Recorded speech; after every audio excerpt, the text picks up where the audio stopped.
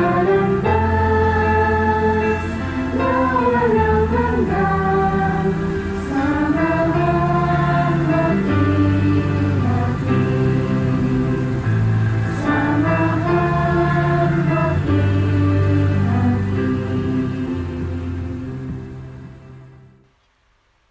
Isaya 10:25 hanggang 27.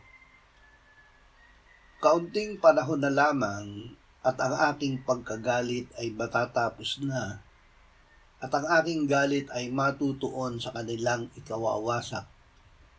Ang Panginoon ng mga hukbo ay hahawak ng panghampas laban sa kanila, gaya ng kanyang paluin ng Midian sa bato ng Oreb.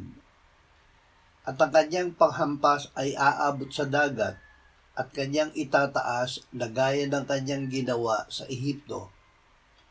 At sa araw na iyon, ang pasan niya ay mawawala sa iyong balikat, at ang kanyang pamatok ay mawawasak mula sa iyong leeg dahil sa pagpapahid.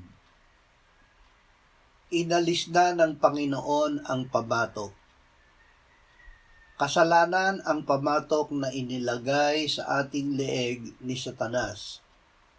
Inalis ng Panginoong Hesus ang pamatok na ito noong siya ay namatay sa krus.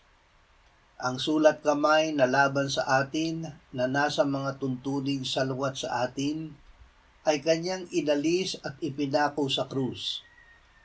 Inalisan niya ng sandata ang mga pinuno at may kapangyarihan, at sila'y ginawa niyang hayag sa madla nang magtagumpay siya sa kanila, nang siya ay namatay at muling nabuhay. Ginawa niya ito sa kapangyarihan ng Espiritu Santo. Ang Espiritu Santo ang langis na nasa Panginoong Hesus, kaya't siya ay tinawag na Kristo ang pinahiran. Winasak niya ang pamatok na nasa ating leeg dahil sa kanyang pagpapahid.